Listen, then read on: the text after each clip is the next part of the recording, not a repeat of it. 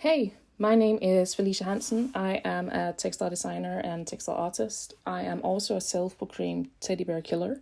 I create artworks and atypical interior design out of teddy bears that I deconstruct and then reconstruct again into different forms. My work is mainly focused on the form or the color of the teddy bears. All teddy bears that I make use of are discarded. They come from secondhand shops or private persons that have chosen to donate them to me.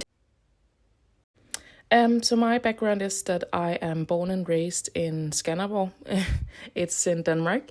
My mom moved to Denmark. She's from Gambia. She moved to Denmark when she was 19, 18 years old and got married to my dad, got me in a very young age. And then they got divorced quite quickly after that. So my upbringing has been like a divorced child between two parents, been going back and forth. And my parents have always been working a lot, making sure that I've never missed anything. And I have never missed anything. I've been very blessed. But I also remember my mom working two jobs, my dad struggling a bit with money, and the same for my mom. So we have never had like the most luxurious like living or anything. Like I learned at a very young age how to make sure that something that you buy lasts a bit longer, how to take care of objects, how to repair it instead of just throwing it out and buy something new. And I think that is something, I know that is something that I take with me still when I create my art. I almost never buy something new. I always go into my own deposits and look like, okay, what do I have material? What do you have? What could I reuse? Is it actually an old art piece that doesn't have any value anymore or has done its purpose that I can recreate instead of just going out and buy something new? I always go to secondhand shops and buy material before going into the real shops and buying it from new. And I think that is very much something that I have from my childhood, that if I can, I would like not to use new materials and only use discarded materials. And then also this with my parents, like always having been very good at saving money and only using money on the necessary stuff, always have made me, when I go into my creative business, I think one more time before I buy something that is for my art, because I just don't want to buy it just to buy it. Like I always make sure that it's a good buy.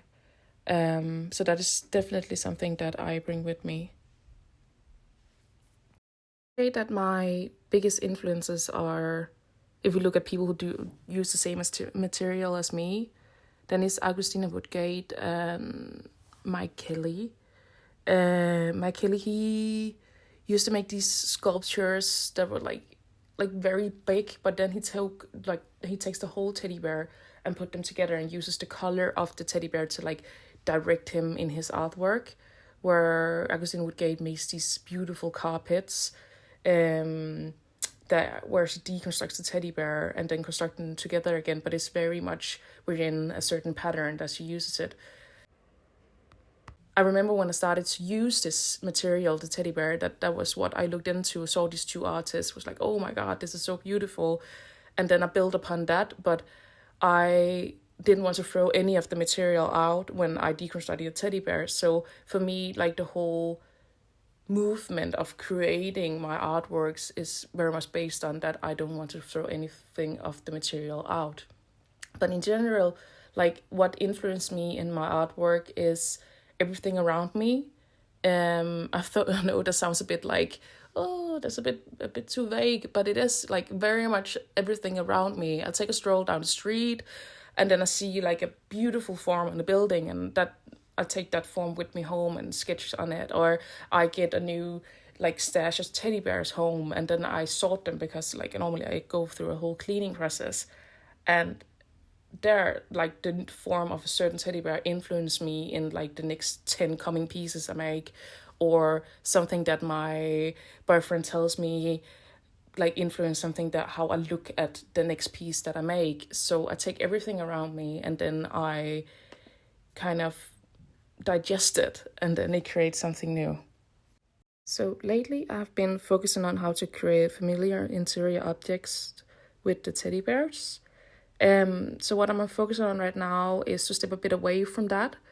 Not because I'm gonna visit it again, definitely, but I'm gonna try to put my focus on the relationship between human and teddy bear.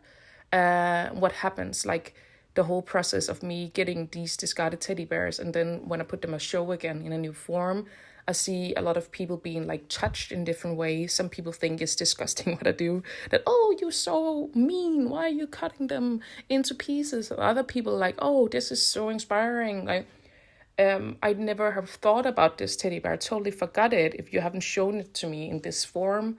So I really want to investigate that relationship and how we can develop further on that. And also, can I bring the previous owner of the teddy bear into the creation process? So that is what I'm focusing on right now. And I am very much looking forward to see what is happening, where that brings me.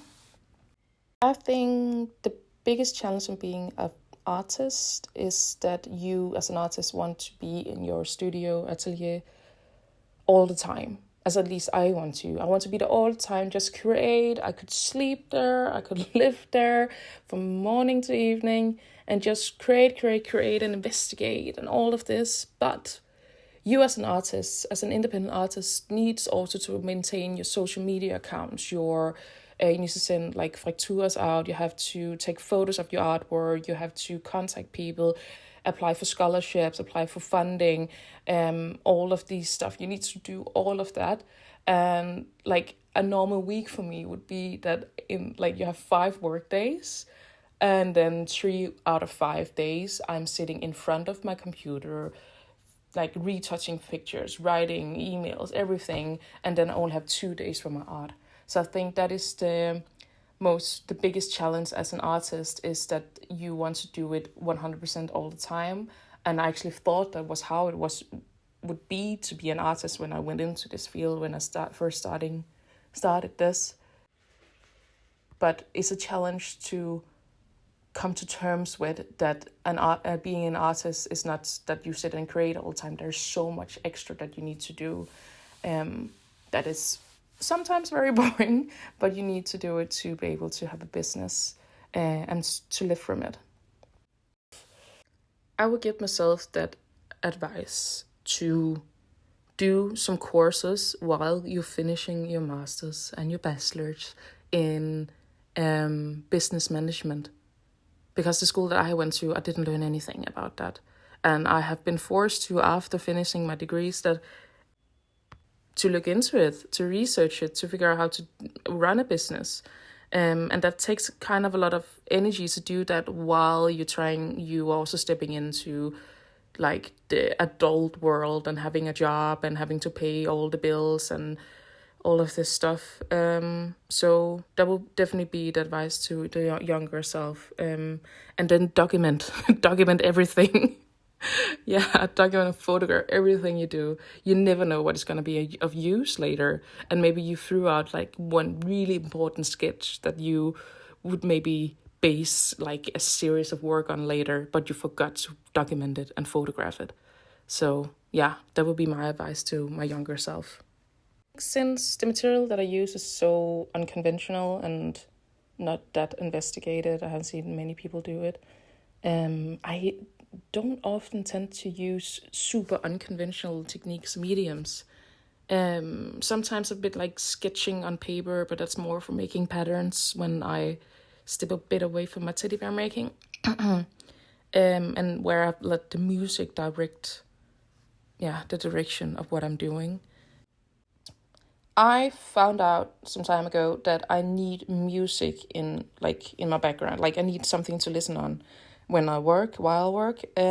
But mostly I listen to radio actually, because every time it turns 11 o'clock, 12 o'clock, there's news, and then that is also a way for me to know what time it is, because sometimes I bet all artists know this feeling. You get totally sucked in and you forget time and space. So yeah, I listen to radio mostly, and if I'm working in the evening, I listen to podcasts, and then you kind of get like some other kind of information while you work, which is great. I cannot work in complete silence, then I get a bit crazy. I need music or a podcast. I just took down an exhibition that I had here in Malmö for 2 weeks' time. So this reaction is very clear to me. I invited a friend of mine to my exhibition, and she brought her daughter. And in my exhibition, it was quite big one. It was 2 rooms. One of the room was an interactive room, so I filled the whole room with teddy orbs that people could touch, because that's something that I've always seen as a problem when I have been exhibiting, that people really want to touch my artwork, and sometimes they touch it, and like the vases and everything I do are a bit fragile, so they cannot, like if you keep on touching them, maybe you knock them down and they break. But I understand people wanted to touch them because they recognized the forms, like the teddy bears that they were made of. So to solve that problem, I made an interactive teddy bear room with teddy orbs. So my friend brought her daughter, and this wonderful girl, she just yelled, "Oh my God!" and ran into the room. Just like started trying to, I think she was 3 years old or something, trying to lift the different orbs. Some of them was a bit bigger than her, and some of them they was like small enough for her to lift. And then she started, instead of being like, "Oh, why did you cut up the teddy bears?" which I was scared of, because she is a child. Maybe she had still like a quite strong connections to some of the teddy bears. Instead of being scared, she started to look at the different teddy bears as like a puzzle in a way. So she tried to connect it together, being like, "Oh, this is the unicorn teddy bear's horn. Oh, here's its leg, and here's its like tail." And it was just so amazing. This like, she still saw it in a way as a toy, as a teddy bear, which was so amazing. So I think that is one of the greatest reaction that I had.